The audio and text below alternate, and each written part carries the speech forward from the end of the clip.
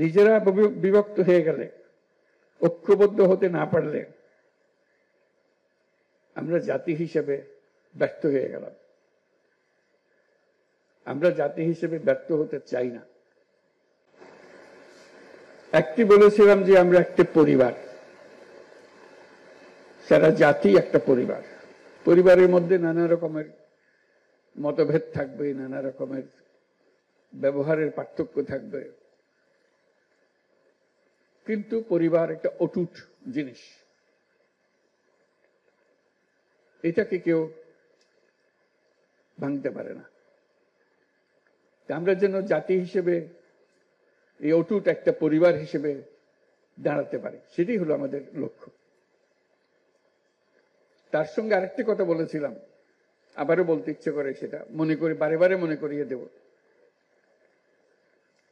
যত ধর্মীয় পার্থক্য থাকুক, মতের পার্থক্য থাকুক, যত রকমের পার্থক্যই থাকুক, রাষ্ট্র আমাদের প্রতি কোনো পার্থক্য করতে পারবে না। রাষ্ট্র দায়িত্ববদ্ধ সবাইকে সমান মর্যাদা দেওয়ার জন্য, সে যেই হোক, সে যে ধর্মে বিশ্বাস করুক, যেই মতবাদে বিশ্বাস করুক, তার ধন অসীম ধনের অধিকারী হোক অথবা নিঃস্ব হোক, রাষ্ট্রের কাছে সে একজন নাগরিক। নাগরিকের সমস্ত অধিকার সংবিধানে লিপিবদ্ধ করা আছে। কোন সরকারের অধিকার নাই তাকে কোন জায়গা থেকে বঞ্চিত করা, ক্ষুদ্র পরিমাণও বঞ্চিত করা। কাজে আমাদেরকে ওই একটা জায়গাতে সোচ্চার হতে হবে সবসময়। আমরা পারিবারিক অন্যান্য বিষয়ে খুব সোচ্চার হয়ে যায়, মাঝে মাঝে হতে হয়, কিন্তু এটা তার চেয়ে তো বেশি যেন সোচ্চার হয় আমরা নাগরিক। আমার প্রতি কোন রকমের বৈষম্য করা যাবে না, কারণ রাষ্ট্র আমাকে নিশ্চয়তা দিয়েছে, তালিকা করে দিয়ে দিয়েছে আমার প্রাপ্য কি। কাজে যত কথাই বলি, সবচেয়ে বড় কথাটা বলবেন, আমি নাগরিক, আমাকে এই তালিকাভুক্ত সমস্ত জিনিসের অধিকার আমাকে দিতে হবে। ওইটাতে যদি না দাঁড়ান, বাকিগুলোতে বড় সুবিধা হয় না। নানা কথার মার পেছে এদিক ওদিক করে ফেলে, এটাতে এদিক ওদিক করার কোন সুযোগ নেই। কাজে আবারও আহ্বান জানাচ্ছি, আপনাদের যত কথাই বলুন, তার মধ্যে বারে বারে বলুন যে আমি এই দেশের নাগরিক, আমার জন্য সংবিধানে দেওয়া সমস্ত নাগরিক অধিকার নিশ্চিত করতে হবে। এইসব অধিকার থেকে এখন আমি বঞ্চিত, এগুলো আমাকে দিতে হবে। তখন আপনি সঙ্গী সাথী সবাইকে পাবেন, সারা দেশের মানুষ একসঙ্গে থাকবে, কারণ সবারই একই সমস্যা, তার নাগরিক অধিকার প্রতিষ্ঠা করা।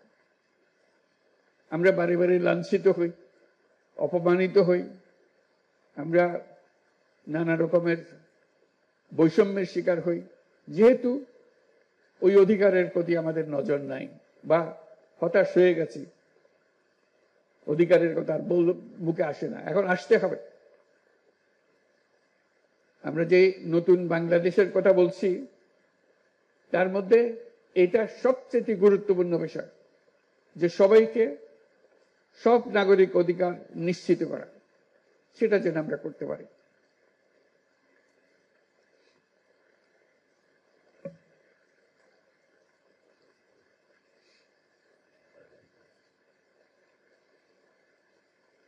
আরেকটা কথা বলেছিলাম, এখানে উল্লেখ হয়েছে যে আমরা নিরাপত্তা বাহিনীর বেষ্টনের মধ্যে আমাদের ধর্ম পালন করতে চাই না। আমরা নাগরিক হিসেবে মুক্তভাবে যার যার ধর্ম পালন করতে চাই, এই অধিকার আমাদের নিশ্চিত করতে হবে। আমরা আইন শৃঙ্খলা বাহিনী, নিরাপত্তা বাহিনী সবার প্রতি ধন্যবাদ জানাই, তারা তাদের ভূমিকা পালন করার জন্য। কিন্তু আমরা এমন একটা দেশ বানাতে চাই যেখানে এরকম নিরাপত্তা বাহিনীর বেষ্টিত হয়ে ধর্ম পালন করে একটা হাস্যকর জিনিস হয়। এটা কি কথা হলো? এটা কোন দেশ বানালাম আমরা? এরকম দেশ বানানোর জন্য এত রক্তপাত, এত কিছু হলো? আমরা সেটা চাই না। আমরা সম্পূর্ণ নিরাপত্তার মধ্যে, সম্পূর্ণ বিশ্বাসের মধ্যে আমরা আমাদের যার যার মত, যার যার ধর্ম পালন করতে চাই। এই নিশ্চয়তা আমরা চাই। আমরা ঐক্যের কথা বলি, যে ঐক্যের কথা আমরা বলি সেই ঐক্য দুর্গাপূজার কাঠামোর মধ্যেই আছে। সনাতনী ধর্ম বিশ্বাস মতে 10 ভুজা দুর্গাপূজার কাঠামোতে দেশ ও জাতির সব ধরনের ঐক্য সংহতির প্রতীক আছে।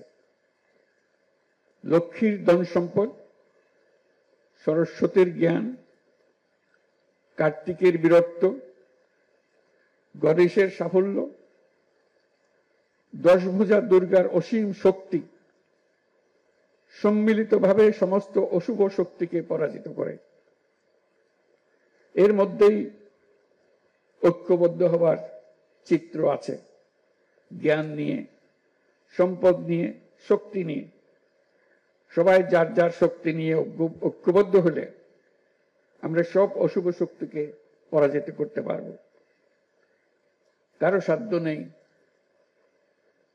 এর থেকে আমাদেরকে বঞ্চিত করে।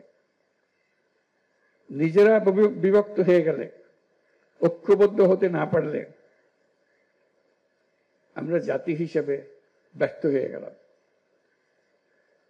আমরা জাতি হিসেবে ব্যর্থ হতে চাই না। আমাদের তরুণরা জেগেছে, আমাদের মানুষ জেগেছে। আমরা নতুন বাংলাদেশের কথা বলছি, সেটাই নিশ্চিত করতে চাই।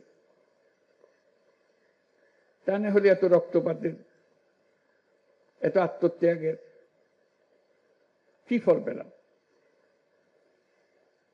আমাদের ছেলে মেয়েরা 24শে জুলাই যে অসাধ্য সাধন করেছে, তাদের মূল লক্ষ্য ছিল একটি বৈষম্যমুক্ত বাংলাদেশ গড়া। এখানে সব নাগরিক সমান সুযোগ পাবে। আমাদের ছেলে মেয়েরা সে যে ঘরেই জন্মগ্রহণ করুক না কেন, সে ছেলে হোক আর মেয়ে হোক, সবাই নাগরিকের সমান সুবিধা পাবে। পুরো বিশ্বকে তাক লাগিয়ে দেওয়ার শক্তি তাদের আছে। তারা কেউ বন্দী থাকার জন্য জন্মগ্রহণ করে নাই, কারো ভয়ে পালিয়ে থাকার জন্য জন্মগ্রহণ করে নাই। আমরা তাদেরকে সে সুযোগ দিতে চাই। তারা নিজের মতো করে গড়ে উঠবে, দেশকে গড়ে তুলবে, পৃথিবীকে গড়ে তুলবে।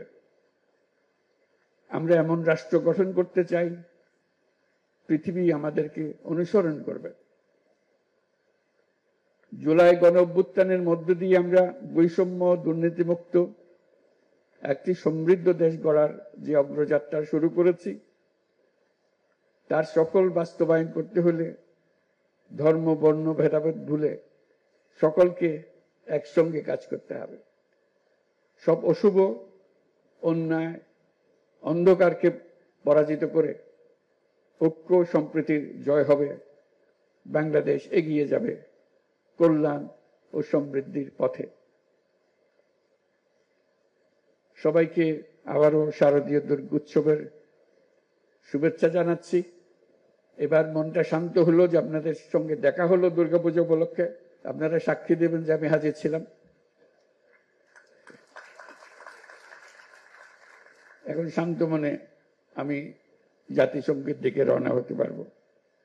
সবাই দোয়া করবেন, আশীর্বাদ করবেন। নমস্কার, ধন্যবাদ।